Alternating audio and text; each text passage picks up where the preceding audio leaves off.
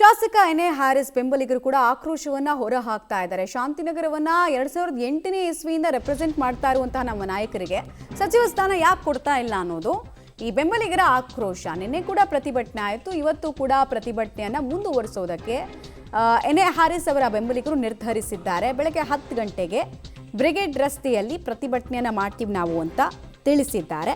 ಸಚಿವ ಸ್ಥಾನ ನೀಡುವಂತೆ ಕಾರ್ಯಕರ್ತರು ಒತ್ತಾಯವನ್ನು ಮಾಡ್ತಾರೆ. ಖಾಲಿ ಇರೋ ಒಂದು ಸ್ಥಾನಕ್ಕೆ ಎಲ್ಲರೂ ಕೂಡ ಶತಾಯಗತಾಯ ಸರ್ಕಸ್ಸನ್ನು ಮಾಡ್ತಾ ಇದ್ದಾರೆ. ಉಲ್ಟಾ ನಡೆಯೋದು ಒಂದು ಬಾಕಿ ಅಷ್ಟೇ ಅಲ್ಲ. ಶಾಸಕರು, ಅವರ ಬೆಂಬಲಿಗರು ಎಲ್ಲರೂ ಕೂಡ ಕೊಡಲೇಬೇಕು ಒಂದು ಸ್ಥಾನ, ಇವ್ರಿಗೆ ಫಿಲಪ್ ಮಾಡಿ ಅಂತ. ಬಟ್ ಹಾಗಾಗತ್ತಾ ಅನ್ನೋದು ಪ್ರಶ್ನೆ. ಈಗಾಗಲೇ 3 ಜನ ಮುಸ್ಲಿಮರಿಗೆ ಮಂತ್ರಿಗಿರಿಯನ್ನು ಕೊಡಲಾಗಿದೆ. ಜಮೀರ್ ಅಹಮದ್ ಖಾನ್, ರಿಜ್ವಾನ್ ಅರ್ಷದ್ ಮತ್ತು UT ಖಾದರ್. ಮತ್ತೊಬ್ಬರನ್ನ ಆ್ಯಡ್ ಆನ್ ಮಾಡ್ತಾರಾ? ಲಾಸ್ಟ್ ಟೈಮ್ ಇದ್ದಿದ್ದು ಇಬ್ಬರೇ, ಈ ಸಲ +1 ಮಾಡಿದ್ದಾರೆ. ಇನ್ನೂ ಒಂದು ಮಾಡ್ತಾರಾ ಅನ್ನೋದು ಪ್ರಶ್ನೆ. 4 ಸಲ 2008ರಿಂದ ಇವರು ಸತತವಾಗಿ ಶಾಂತಿನಗರ ಕ್ಷೇತ್ರವನ್ನು ರೆಪ್ರೆಸೆಂಟ್ ಮಾಡ್ತಾ ಇದ್ರು. ಆಮೇಲೆ BDA ಚೇರ್ಮನ್ ಕೂಡ ಮಾಡಿದ್ದಾರೆ. ಪೋರ್ಟ್ಫೋಲಿಯೋ ಸಿಗಲಿಲ್ಲ ಅಂದರೂ ಕೂಡ ಬೆಂಗಳೂರು ಮಟ್ಟಿಗಂತೂ ವಿಪರೀತ ಪ್ರಭಾವ ಇರುವಂತಹ ಒಂದು ಸಂಸ್ಥೆಯ ಚೇರ್ಮನ್ ಮಾಡಿದ್ದಾರೆ ಅನ್ನೋದು ಮಾತು.